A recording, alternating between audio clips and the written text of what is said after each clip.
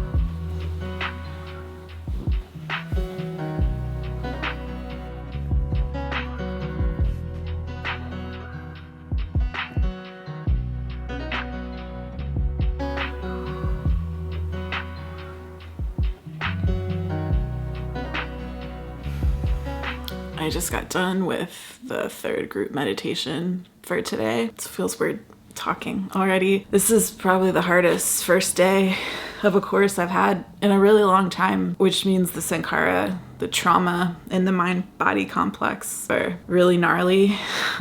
And I'm super tired. And I used to get really tired at the beginning of courses for like the first few days. But a big part of the reason back then was because I would stop drinking coffee and I was super caffeine dependent. And I think I'm less dependent on it now, but I'm drinking coffee. I drank coffee today and I was still super tired. And that's the way sankhara can show themselves. It's like they do all these things to try and get you to stop meditating, because when you meditate, that forces them out of your mind-body complex so that you're free of them. There's this Pali word, that's the language the Buddha spoke, nivarna, the enemies, the 5 enemies of the meditator. And one of those is tiredness, extreme tiredness. But I can already feel as I'm talking, I'm smiling more. I have a bigger smile than I've had in a while. So some stuff is clearing.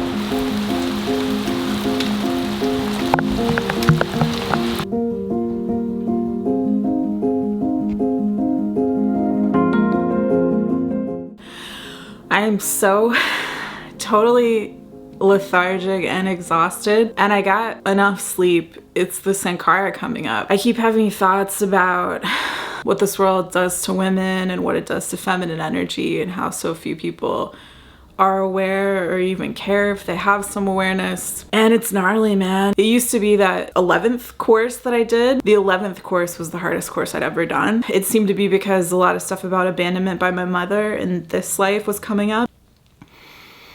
So we'll see if it seems like this winds up being the most difficult course I've done.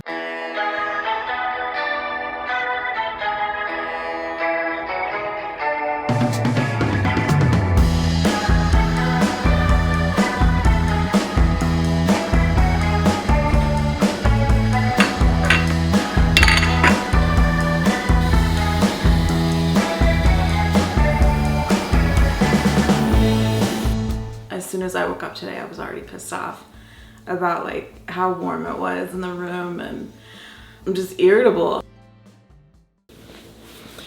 Goenka talks about how when you have anger surfacing, it can manifest as heat. I was so hot at the beginning, so it was like more evidence that anger was on the surface and clearing. And like 15 minutes into the meditation, I put in a blanket. And also like the 44-minute meditation that I just did, it went pretty fast. That's a really good sign that stuff is clearing. It's when things are trying to come up that are gnarlier that, you know, a meditation session can feel really long or especially difficult. And that one didn't. It just kind of breezed by.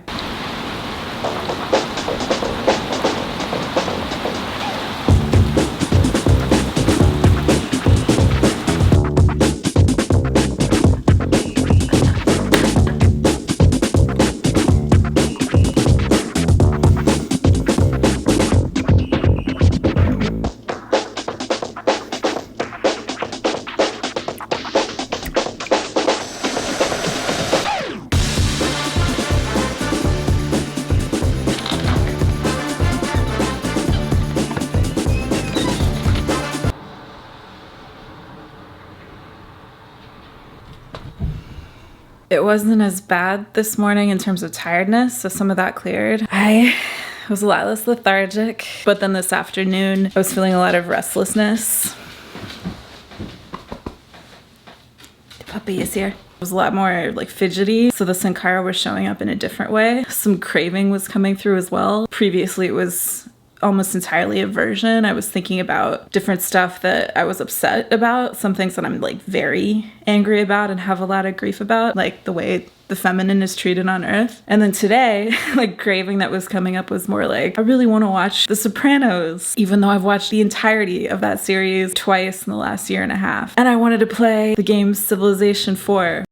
But I was aware as it was happening that these were different ways to try and throw me off the meditation, which tells me that I am making legit progress, or else it wouldn't be trying to throw me off, you know? The fact that I'm having to cook and clean and everything and take care of everything myself is distracting to some extent. It's making me think about how nice it would be to have a partner or a friend who could take care of that while I was sitting, and then I could do the same for them. That would be really awesome. Since I don't have that and I have to think about the logistics of cleaning and stuff and cooking, it's requiring me to think about it. If I were at a center, for example, and it were just taken care of for me by the wonderful volunteers, then I would be going more deeply into other stuff that I could clear that would, you know, leave me potentially feeling even happier at the end of the course. And then on the flip side, the benefit to being here in this house by myself with my dog is that when you're at a course, I've personally in the past had many experiences where I felt agitated by the agitations in another meditator. And then I would think about that. And then in that case, that would become the thing that I used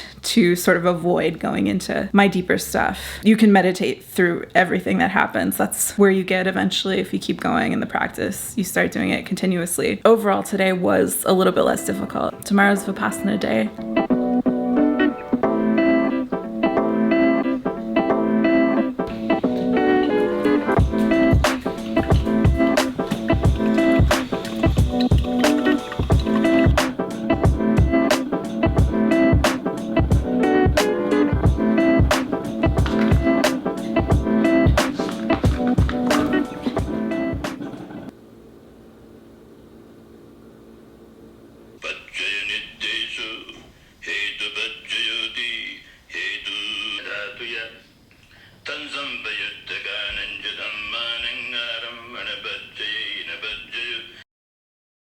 I'm starting to feel a lot better.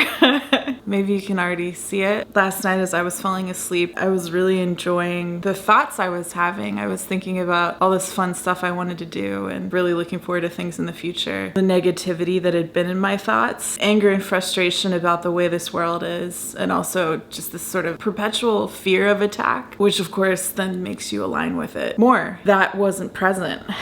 It wasn't even that it was a relief, it just was a new state. And I was enjoying it. And at the same time, I understand that I can't get attached to that.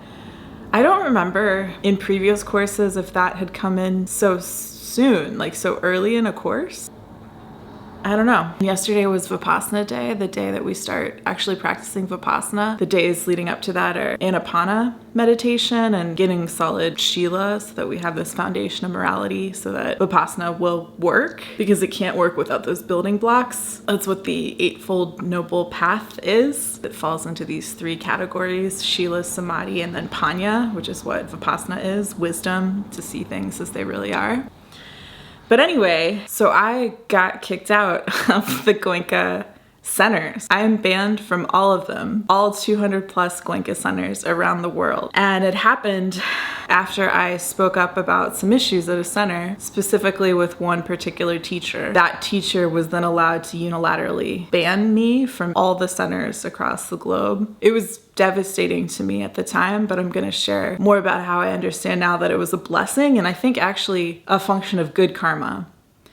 Some good karma that I had. It happened after I sat my first and only 20-day. There are a bunch of requirements and stuff that you have to build up to in order to be able to be allowed to sit that course. In a session where a mandatory session where I had to talk to the teacher, I just voiced some concerns and some issues, and she got really angry and then later lied about being upset. I want to be super clear that anytime there's an abuse of power or a failure to be honest, that means somebody is not properly practicing Vipassana. Even though this happened, Vipassana itself, I'm completely convinced, is the most wonderful thing a human can find. I was seeking and then I found it, and I was like, I just knew that I had found the way out. Because I was kicked out of the Goenka courses, at first it was, one of the most upsetting things I've ever experienced, because I felt that I had found a home there in a way that I hadn't experienced anywhere else on earth. And also, Goenka seemed to have worked through his misogyny, and therefore the centers that he built and scaled, they still use discourses that he recorded, even though he's been dead for going on 12 years now. Because he didn't have the sankara of misogyny, he managed to scale this organization. It didn't have misofem, it didn't have misogyny. Like, it wasn't coming from him. I mean, it definitely showed up in this teacher that banned me, for example. But that was such it was like an oasis for me, because no other organization that I've ever interacted with in any capacity has ever had that. All of them have this wounded masculine energy that seeps into the design or is structurally a part of the design. It's one of the biggest, deepest sankara that I have. But over time, it was teaching me not to be attached specifically to the Goenka centers, like reminding me that I can access this through myself. I can keep doing Vipassana and clearing out more and more sankara and finding that nibbanic peace within. The phrase that Goenka uses a lot. Nibbana is the Pali word. Nirvana is the Sanskrit word. 8 or 9 months after I'd been kicked out of the Goenka organization, I started Googling other students of Ba Khin who went on to become teachers themselves, as Goenka had done. Mother Sayamagi, who had taken over for Ba Khin at the center in Burma, and who then went to England and had scaled a few centers around the world. I think there are 6. Those centers were still operational, and there was one in the States in Maryland. So I went to that center. What I discovered there is that she had retained this sequence, a way of doing the body scan whenever you first learn Vipassana, that Ba Khin had come up with, because he discovered that it helps students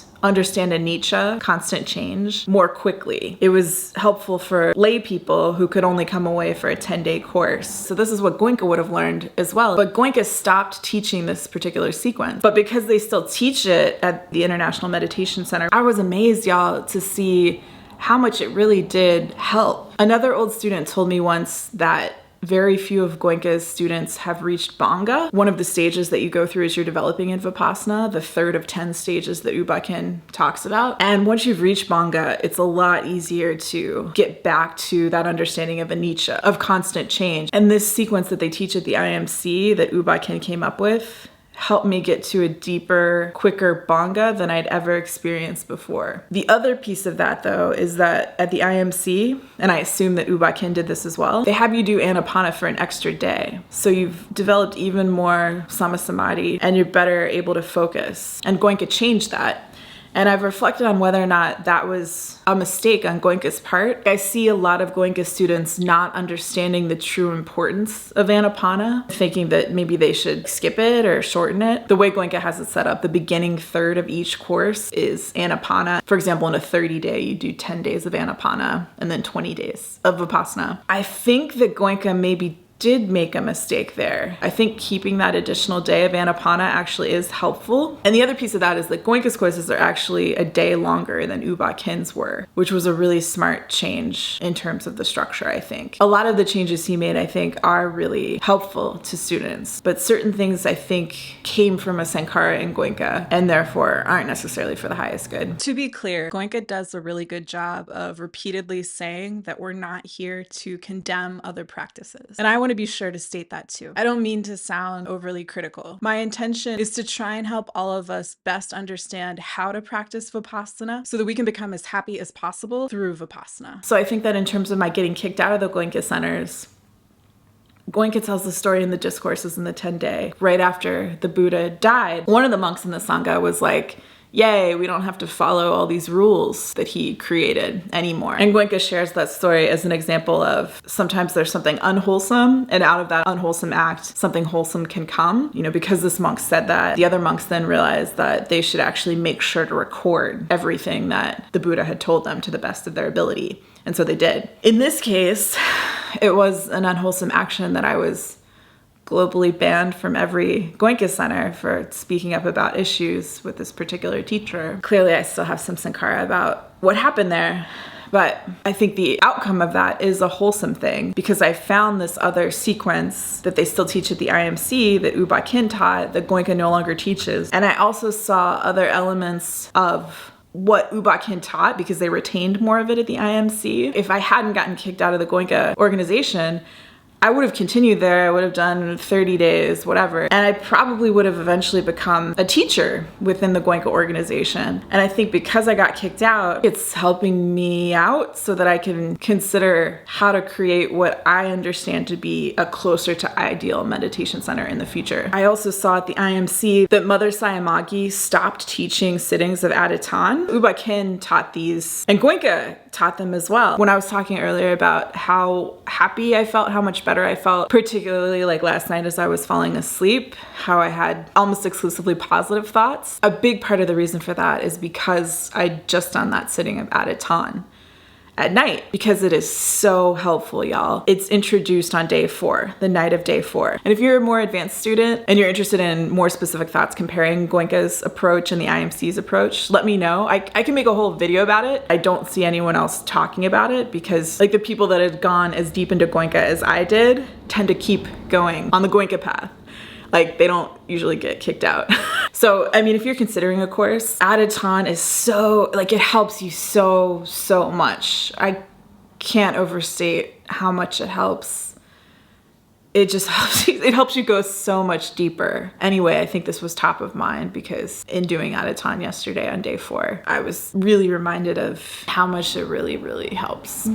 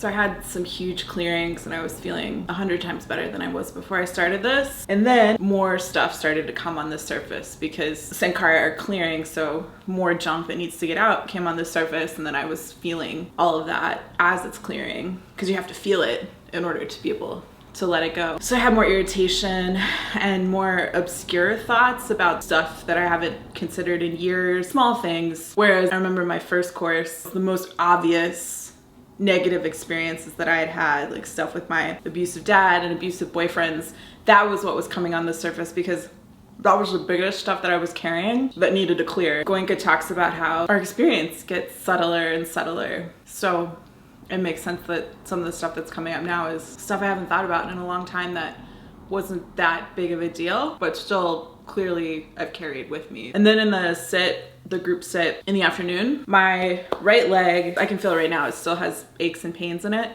And it's not because of a physical injury or anything that I'm aware of, or just Sankara are in it for some reason. And that's the thing that I see a lot of like newer students not necessarily getting right away or forgetting. It started hurting badly enough that I actually like moved it. I don't think I've straight up moved because something hurt like that since maybe like my first course or something.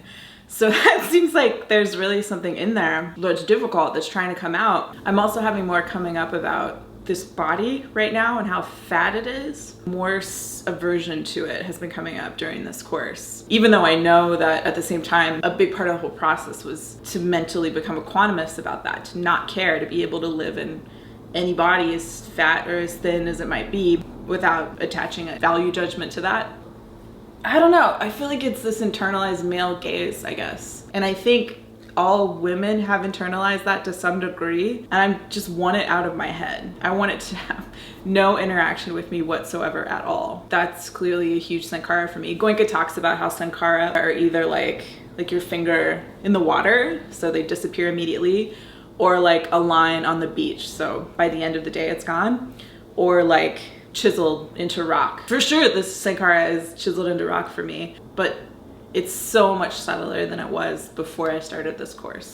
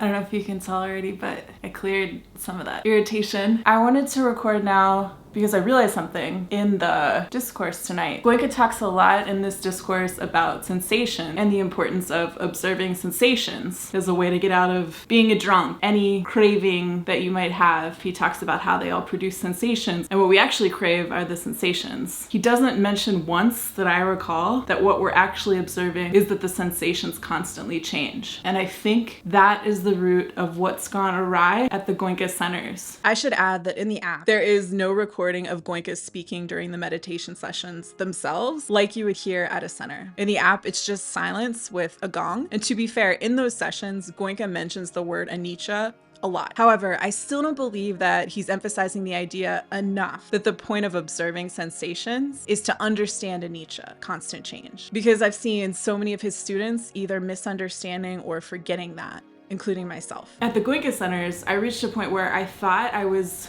experiencing sampajana nearly constantly. And sampajana is, by definition, I believe, constant awareness of change. But I thought because I was near constantly aware of sensations that was sampajana. And that's a fatal misunderstanding. If that's what you think, you're missing the entire thing, because the entire thing is about helping us use different sense doors, whether it's sensations or any of the other 5 sense doors, to observe that this whole thing is constantly changing, because it is. That's what the Satipatthana Sutta tells us. And I know also because I got kicked out. Like, I later learned that Ba Khin, Goenka's teacher, experimented, and he decided that using the sensations as the sense door to teach lay students in 10-day courses was the most effective, efficient way to help them understand anicca, constant change. That's why sensations are used as the object. There are a lot of Goenka students who think that the sensations are the thing, and they aren't. It's change. The whole point is observing change. And I myself, I'd still have that like misguided conception if I hadn't gotten kicked out of Goenka.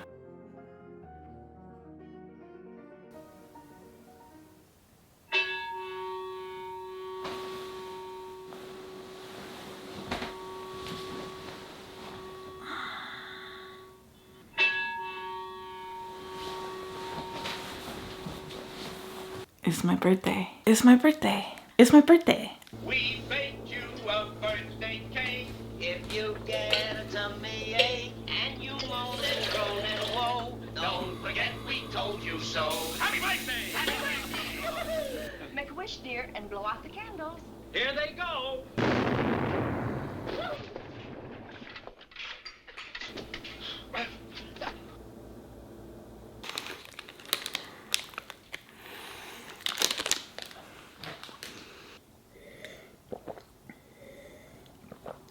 I did my first course over my 29th birthday. So exactly 12 years ago now. It was at the center in Massachusetts. It's like the center that's closest to New York. It's like 3 hours away. Actually, the land that my tiny house is built on is in that town, that small town of like less than 2,000 people. And I bought the land there specifically because the center is in that town. So that was another reason that, like, when I got kicked out, it felt more devastating, because I had, you know, these hopes and plans that I would build a house there and spend a good amount of time there, and I could volunteer at the center and all that stuff. But it just wasn't meant to happen that way. Anyway, at that first course, before it started, I was talking to these girls who were from the city. And I remember I mentioned to this girl, Crystal, that my birthday was April 2nd. I just mentioned it offhand. And then on the day of, on my birthday itself, we're not supposed to talk, right? It's noble silence. At lunchtime, she took a plate and put like honey on the plate, and in Rice Krispies, she spelled out happy birthday. And then she like brought it over and like put it in front of me and just walked away. I have a chill as I'm describing it. It's still like one of the nicest things a person has done for me, because it was so thoughtful and it was a total surprise. Yo, a lot cleared in this morning session. I've never heard anyone say this before, so if you've done courses, let me know if this is relatable to you. But sometimes for me, when Sankara are clearing, it'll almost feel like like gas, but not gas. It's kind of hard to describe. I mean, what just happened in my ear, there's congestion on this side of my head, which I feel confident is related to this block I've had in the front of my face for a long time, which I think has to do with some trippy stuff. I talk about it in one of my past lives videos. For the past several months, I can't hear as well out of this ear because there's this congestion. So just now, whatever cleared made it slightly easier to hear. With other stuff that clears in my body, it just feels like, yeah, just like, I don't have a better way to describe it. It isn't gas, but it feels like kind of like that. That's the closest comparison that I have.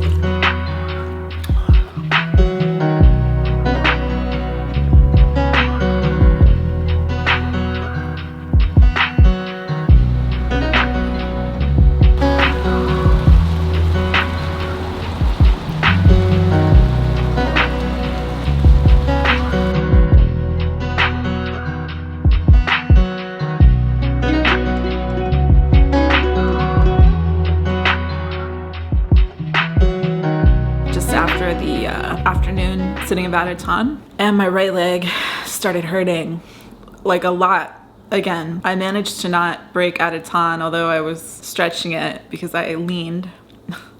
And I just wanted to share the experience of what that's like to not react, even though I kind of cheated, because I definitely reacted when I leaned, but I managed to hold on enough that I saw something cool happen. I was observing my right leg, doing the body scan, observing sensations, and the dominant sensation is pain. And Goenka talks about this, that when you're able to be equanimous with pain, then you won't add the mental pain to the physical pain, and therefore the experience of it will lessen. The pain won't be as bad. And that totally happened. From the knee down, the pain almost went away. What I understand is going on is that the sankhara causing the pain in the right leg was clearing, and so the pain was like leaving my body. And I actually wonder if, you know, a lot of people have lower back pain.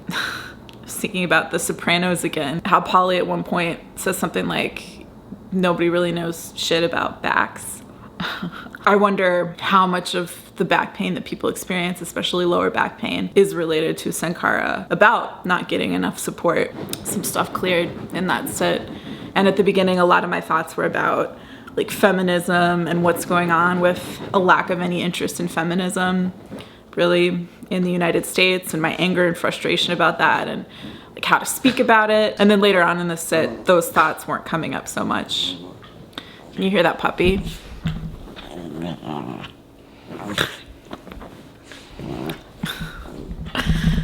What a pain. Yeah, so later on in the sit, something relating to that sankhara apparently had cleared enough that my mind was no longer taking me to those thoughts.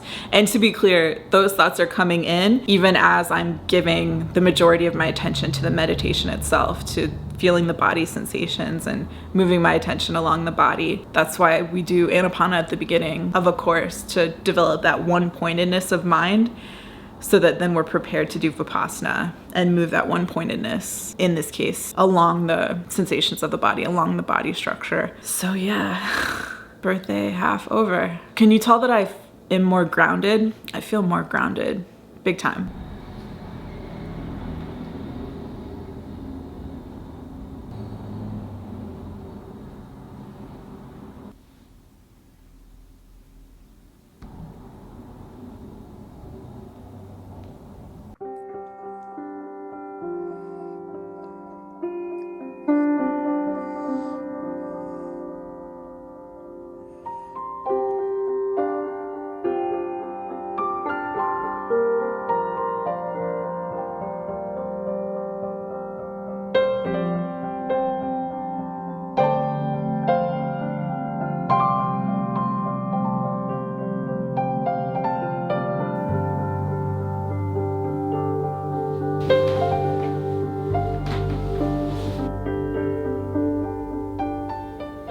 It's lights out on day 7, and it was a good birthday. I cleared a lot of stuff later on throughout the day, and I think I realized something. It isn't important to intellectually understand this. In fact, they even discourage this type of thing that I'm about to share, because you can get kind of like caught up in trying to figure out why something is the way it is. Hands down, the most important thing is to practice. But I felt that I realized that the pain in my right leg, which came up again really strongly in a later sit today, I think that's where I'm holding the sankhara relating to grief and anger and hatred about what's happened to the feminine. So to feminine energy in everybody, and also specifically to female people. And I think that dates back to Atlantis. And I've talked on this channel a bunch about the crazy kind of experience I had remembering a past life that seemed like it was at Atlantis, and then getting that verified by a stranger when I was on the way to a Vipassana course. I think I've made a lot of progress in this course already. Yeah, it really was a good birthday.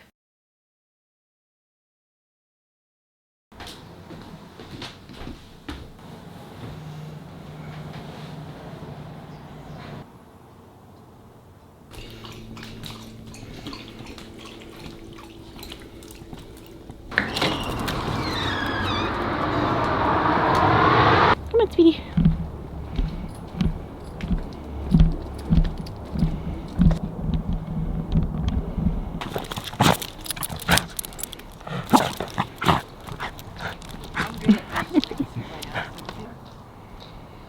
Okay, let's go. Go get your toy. It's tea time on day 8. And I had another pretty strong wave of Sankara come up in the middle of the day. And I was super lethargic and tired again. And then just like super irritable. And the irritation has stayed. During the group sit, the Aditon sit in the afternoon, my right leg did start hurting a lot again, like toward the end, but I was able to stick to the rules of Aditon through the whole sit. I've just been having a lot of thoughts though of like how much I hate that we're trapped here, like trapped as humans on earth. And I was thinking about how when the Buddha got out, like when he reached full liberation, apparently what he said was, I have seen the builder of the house, meaning like the house is these bodies that we have to keep reincarnating into for millennia or whatever. But I don't think the text says anything about who that is or why we have to do this. I think it's about observing each other and integrating these experiences and that making the knowledge of what this is exponentially greater, because then there are so many more facets to it. And there's something about observing ourselves through Vipassana and then observing each other when we're incarnated as separate beings, or at least at the apparent level we're separate beings, giving each other feedback or whatever about what we're seeing. The Buddha told Ananda that noble friendship is the whole path, this idea of helping each other along. And I know there's also a thing like when we meet somebody that we're triggered by, it's like it's the same sankara. Like they have the same unhealed sankara that we have, and then they interact with each other. It might be seemingly like the mirror image of that sankara. Like in my case, for example, recently doing these vertical lives where I'm just meditating, but before I started this course, look at this dog again. What's his deal? Are you finished? Don't drag your butt on my bed. Somebody in the vertical live literally talked about being me with other people. And that's like probably the most horrible thing a person could say anyway, but it's probably the most triggering thing for me. So it triggers my sankara about wanting to fucking destroy that person and like despising them and hating them to their very core. And then on their side, it's whatever misogynistic bullshit that they're going through.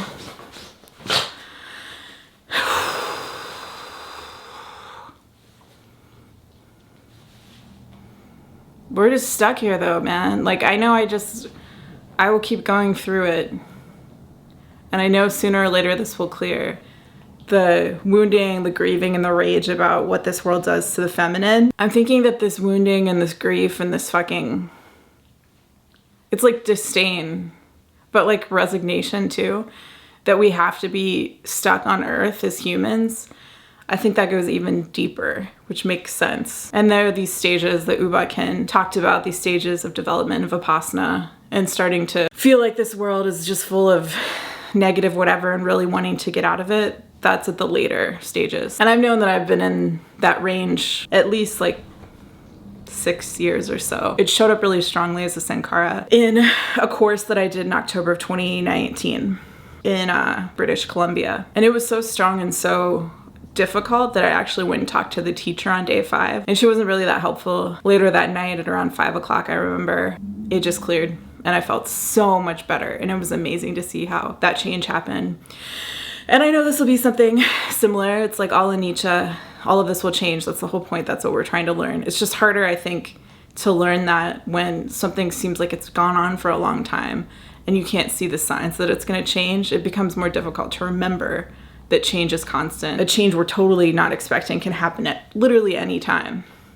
Anything can happen at any time. And then that takes me back to the dropping the ball at this really essential link, I think at the Goenka courses, and not emphasizing enough, or not emphasizing at all, because he mentions it, but I wouldn't say he emphasizes it, that like observing the sensations is supposed to be teaching us to naturally be aware that change is constant because the sensations are constantly changing. But sometimes they don't really feel like they are for a while. Like my leg is hurt for years when I've done meditation. The Buddha gave, I think, 41 different types of meditation to the monks, depending on their development, where they were at, and they were all about practicing, recognizing change. So versions of Vipassana. I so wish that there were someone really developed who was incarnated on earth right now. I don't even know if there are any arahants that are living today. I feel like there might not be. They say that Webu Sayadaw was one. I don't think he actually was. I don't think he got out based on what I've read of his writings. He was still too harsh. Just everything here feels so fucking remedial, and there's so much ignorance, and I just hate it. I hate it.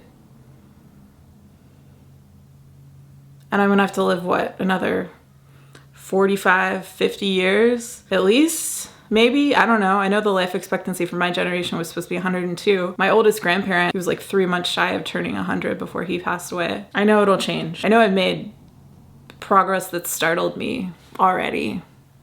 Like the most obvious external example is no longer craving alcohol whatsoever. That would have seemed impossible not so long ago, let alone like something that could be achieved through meditation. Yeah, this Sankara is pretty gnarly. I hope a big chunk of it clears before the end of this course.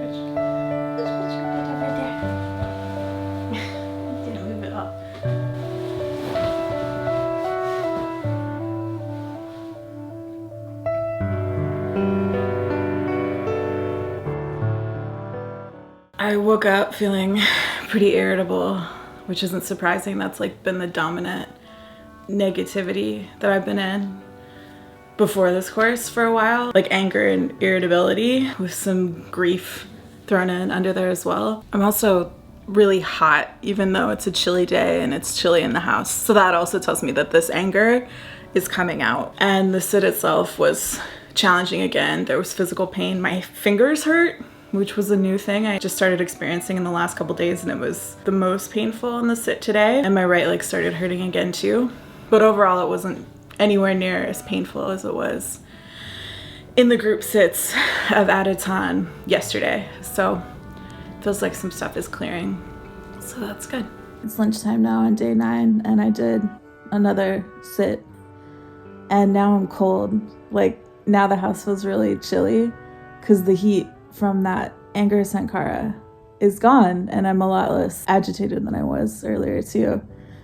Like I'm cold. It's so interesting to see how that changes and how the sankara is the cause.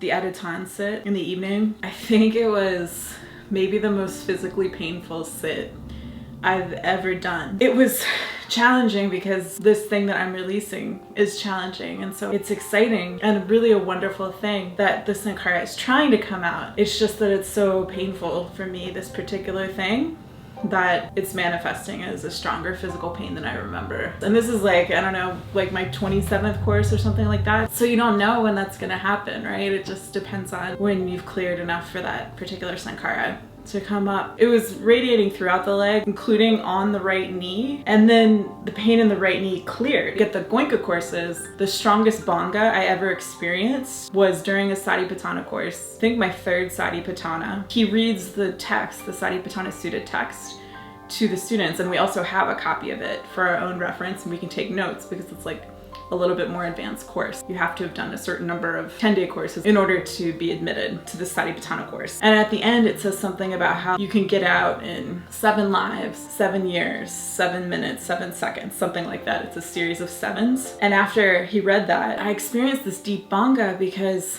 I was thinking like, it doesn't matter what other people do to me. It doesn't matter because I can get out in 7 years out of the human prison. I went to sleep. I was telling other people in my dreams that I was experiencing banga. I feel it again now as I'm talking. And then I'd wake up and I'd still be experiencing banga. So it went on for hours and hours. And it was because I understood change, this idea of constant change, in a way that I wasn't simply by observing sensations.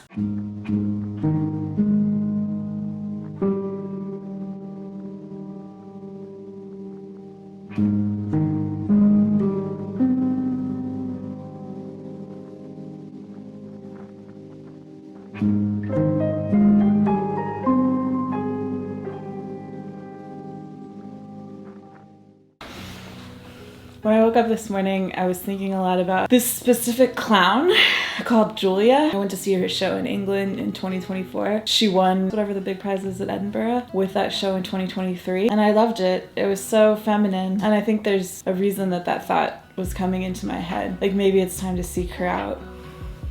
The next sit is the 8 to 9 group sit, the Aditan. And then after that, at a center, Noble Silence would end. So I think I'm gonna try to approximate that in my own way. I think I might maybe talk a little bit in the live chats, because the point of today, Metta Day, is to learn Mettabana, the loving-kindness meditation. But then the other purpose is for it to act as a buffer to help meditators ease back into regular life in this society. And the course itself actually ends day 11, tomorrow at like 7:30 a.m. or so.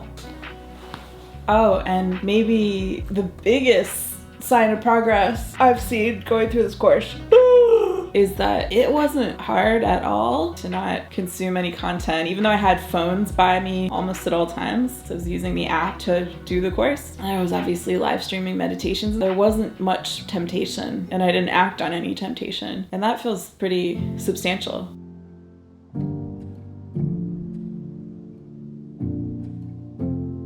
Can you see a difference in my face? Like I've lightened my load a little bit. It definitely feels like I have.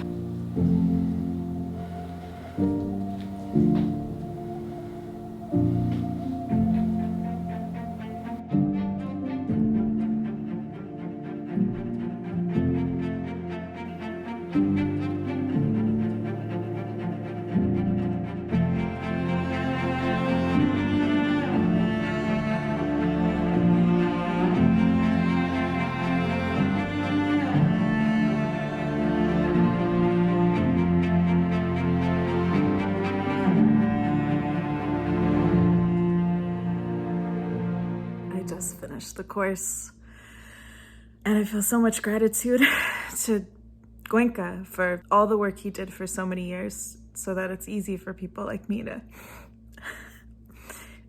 have been able to go to a center in the first place, and to now be able to do the course just like with my phone at my home. It's such a wonderful gift, and I appreciate it very much. Sorry, I'm crying.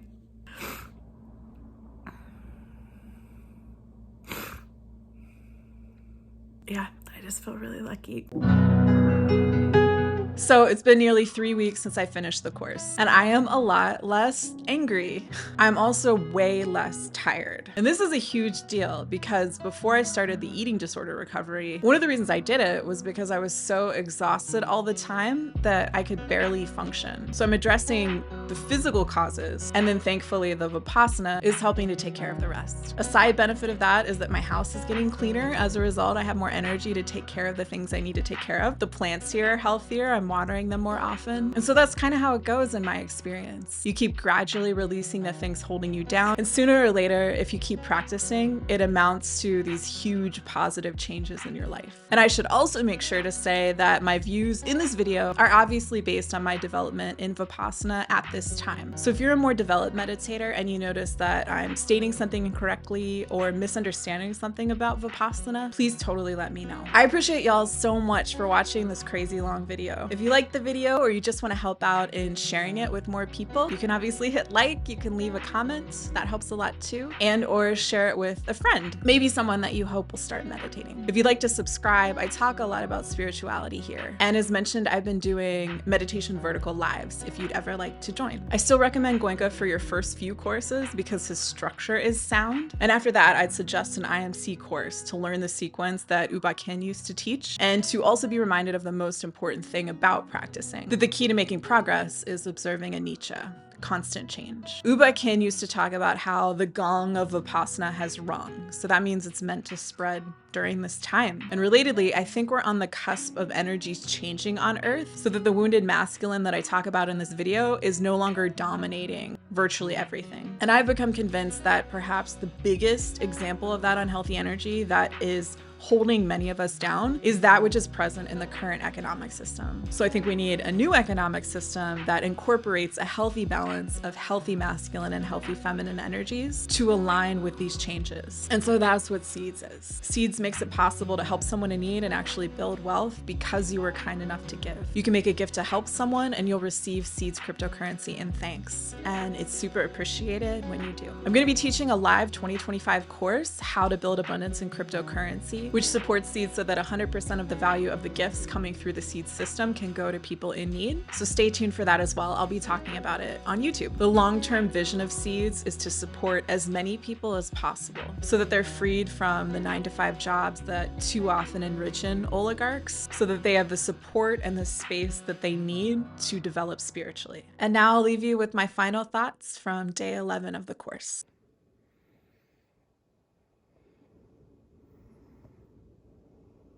It's day 11 in the morning. I feel, as I often do at the end of courses, especially in the last discourse this morning, just so much gratitude to Goenka for all the work he did over so many decades so that someone like me, who was born in a country half a world away from him, from where the Buddha lived, could go and learn how to do this. I know I'm crying a little bit, but underneath of that, I feel so much lighter. There's joy starting to come on the surface.